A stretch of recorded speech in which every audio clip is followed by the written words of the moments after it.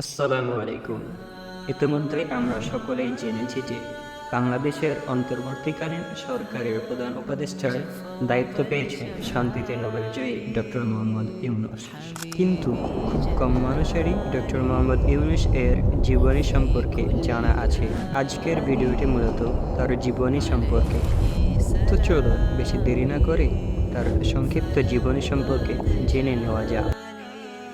Doctor Mohammad Yunus 28শে June 1940 সালে চট্টগ্রাম জেলার হাটহাজারীর কাপ্তাই সড়কের কাছুয়া গ্রামে জন্মগ্রহণ করেন।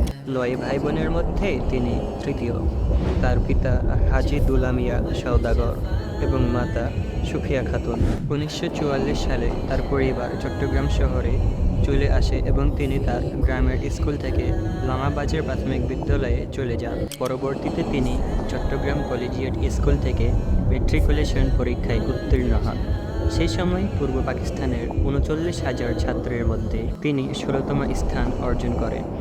বিদ্যালয় জীবনে তিনি একজন সক্রিয় বয় স্কাউট ছিলেন এবং 1952 সালে পশ্চিম পাকিস্তান ও ভারত এবং 1955 সালে কানাডায় জাম্বরিতে অংশগ্রহণ করেন। চট্টগ্রাম কলেজে পড়াশোনা চলাকালে তিনি সাংস্কৃতিক কর্মকাণ্ডে সক্রিয় হন এবং নাটকের জন্য পুরস্কার জিতেন।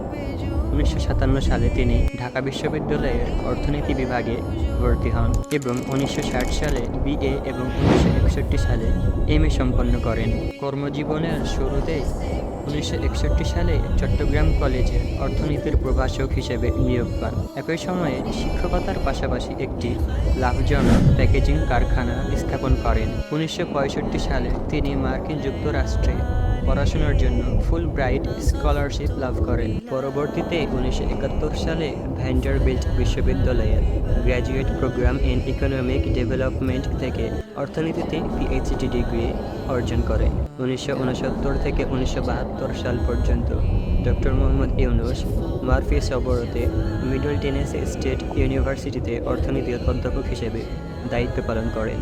1971 সালের বাংলাদেশের মুক্তিযুদ্ধের সময় তিনি একটি নাগরিক কমিটি প্রতিষ্ঠা করেন এবং অন্যান্য বাংলাদেশিদের সাথে যুক্তরাষ্ট্রে মুক্তিযুদ্ধের জন্য সমর্থন সংগ্রহ করতে বাংলাদেশ ইনফরমেশন সেন্টার পরিচালনা করেন।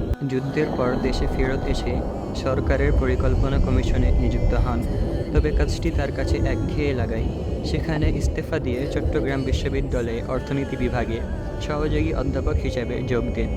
1975 সালে তিনি অধ্যাপক পদে উন্নীত হন এবং 1989 সাল পর্যন্ত এই পদে কর্মরত ছিলেন। ডক্টর মোহাম্মদ ইউনূস দারিদ্রতার বিরুদ্ধে সংগ্রাম শুরু করেন 1974 সালে বাংলাদেশে সংঘটিত দুর্ভিক্ষের সময়। তিনি বুঝতে পারেন স্বল্প পরিমাণ ঋণ দরিদ্র মানুষের জীবন মান উন্নয়নে অত্যন্ত কার্যকরী হতে পারে। সে সময় তিনি গবেষণার লক্ষ্যে গ্রামীণ অর্থনৈতিক প্রকল্প চালু করেন। এই ধারাবাহিকতায় ডক্টর মোহাম্মদ ইউনূস গ্রামীণ ব্যাংকে অর্থনৈতিক এবং সামাজিক উন্নয়নের প্রতিষ্ঠার জন্য 2006 সালে শান্তিতে নোবেল পুরস্কার অর্জন করেন। এমনকি তিনি প্রথম বাংলাদেশি হিসেবে নোবেল পুরস্কার অর্জন করেন। পুরস্কার প্রাপ্তের হিসাব করলে 1978 সাল থেকে 2021 সাল পর্যন্ত ডক্টর মোহাম্মদ ইউনূস জাতীয় ও আন্তর্জাতিক সহ মোট 145টি পুরস্কার অর্জন করেছেন। এর মধ্যে রয়েছে ইন্দিরা গান্ধী শান্তি পুরস্কার, শান্তিতে নোবেল পুরস্কার, অলিম্পিক লরেল পুরস্কার, মার্কিন যুক্তরাষ্ট্রের কংগ্রেশনাল গোল্ড মেডেল এবং প্রেসিডেন্সিয়াল মেডেল সহ আরও অনেক পুরস্কার। বর্তমানে তিনি বাংলাদেশের অন্তর্বর্তীকালীন সরকারের প্রধান উপদেষ্টা হিসেবে দায়িত্ব পালন করছেন।